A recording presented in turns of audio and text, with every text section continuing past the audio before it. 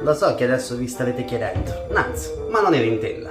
Ero in tenda, ragazzoli, abbiamo terminato la nostra tappa da 100 km e praticamente ho trovato ospitalità. Ne ho approfittato un po' perché ho deciso finalmente di acquistare un nuovo pannello solare che mi arriverà a breve. Nel frattempo mi riposo e direi che è arrivato il momento, dato che abbiamo completato il primo anno in cammino, di tornare un po' indietro nel tempo e di capire che cosa abbiamo fatto. Iniziamo.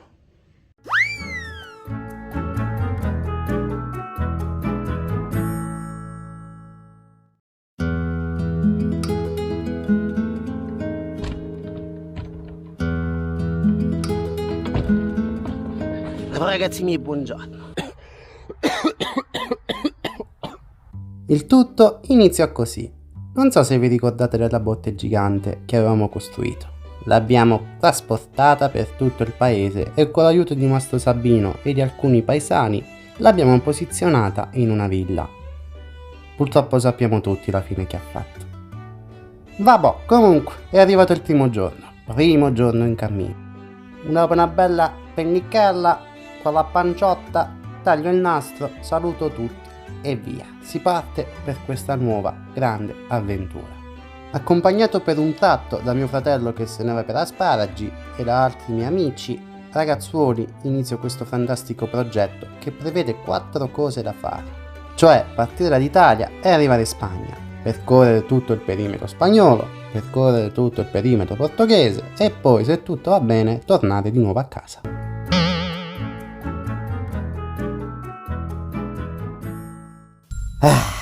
Prima notte in tenda, ragazzuoli, prima pessima notte. Mi alzo come un vampiro che ha appena visto il sole e mi accorgo di un qualcosa di davvero molto ma molto brutto.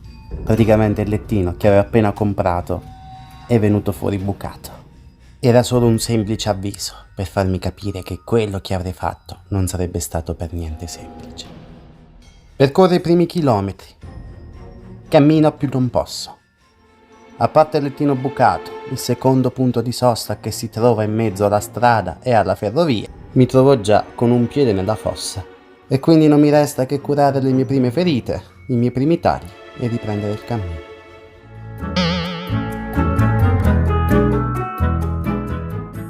E vabbè, riprendiamo il cammino e dopo aver salutato gli ultimi paesani, saluto anche la nostra amata Puglia e via direzione Roma. Altre vesciche in arrivo, un po' di percorsi fantastici da affrontare, finalmente arriva la pioggia e raga, mamma mia, tutta a me. Comunque, praticamente raggiungo un distributore di benzina, riesco a lavarmi un po' e dopo tanti giorni senza lettino mi viene messa a disposizione una macchina abbandonata, una limousine dove ho dormito, che è una meraviglia. A parte i dolori, a parte il torcicollo, a parte il freddo, a parte la muffa, a parte i ragni, a parte tutto quello che potrebbe esserci in una macchina abbandonata da anni, non potevo chiedere di meglio. Lascio la macchina e riprendo il mio cammino.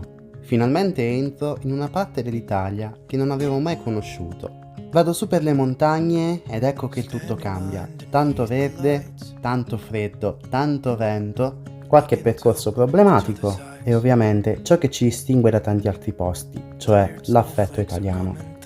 Finalmente ho un nuovo lettino che mi accompagnerà fino a Roma.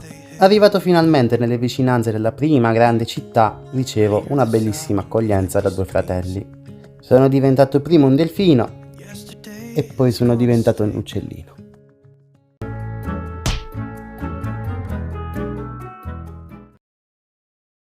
Ora si fa sul serio, riprendo il mio cammino e dopo aver dormito in una fortezza mi trovo a dormire dopo una tappa di 60 km in una stazione. Finito ciò mi dirigo verso Brescia dove porto a termine la mia prima tappa record, 64 km e 4.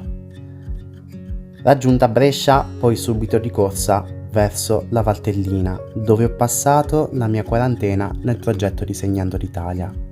Nonostante il maltempo e qualche albero che stava per cadermi in testa, riesco a raggiungere finalmente la casa che ho costruito con i bancali e qui ho passato tantissimo tempo a rimettere a posto il tutto.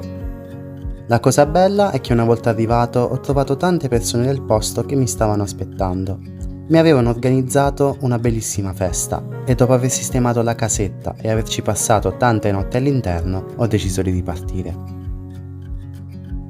Ultimi chilometri, ultimi problemi, come ad esempio perdere la palleria della tenda e finalmente, dopo tantissimo tempo, saluto l'Italia e metto piede in Francia. Da qui in poi le cose sono cambiate drasticamente. A parte i percorsi, mi sono trovato anche sotto al sole cocente e a correre di fretta e furia per finire il prima possibile questo tratto francese. Finalmente poi, dopo una tappa record di 82 km, metto piede in Spagna. E fin qui ci siamo.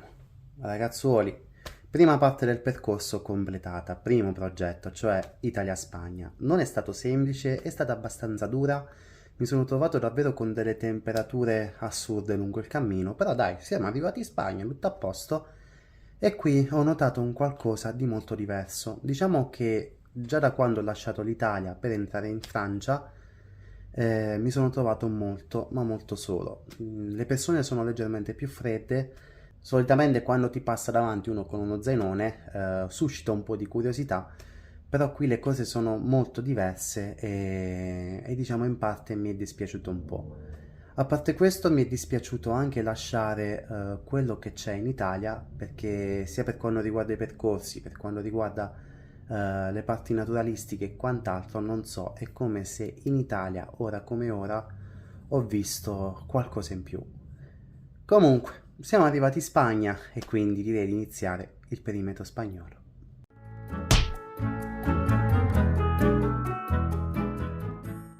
Eccoci qua, iniziamo finalmente questo benedetto perimetro. Mamma mia quante cose ho passato. E finalmente dopo aver raggiunto Valencia lascio la penisola e mi dirigo sulle prime isole spagnole, nonché le Baleari.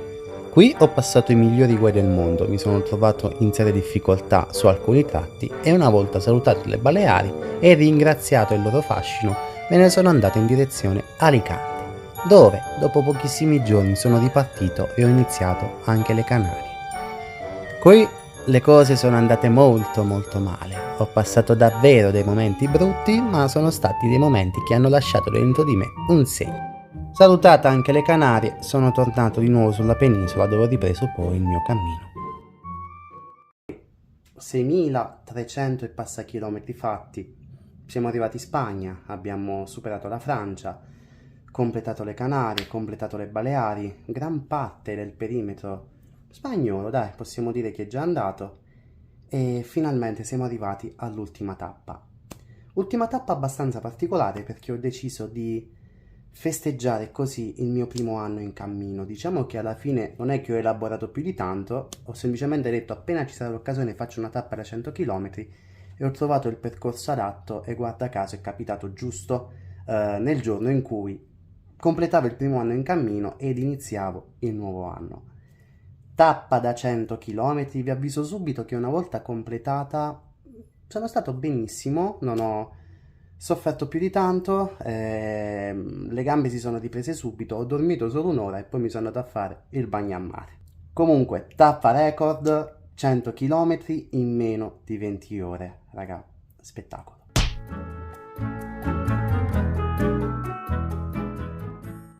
Che dire, è stato un anno davvero pieno di sorprese, un anno molto particolare, molto diverso dal primo cammino che ho fatto, con motivazioni diverse, con difficoltà altrettanto diverse.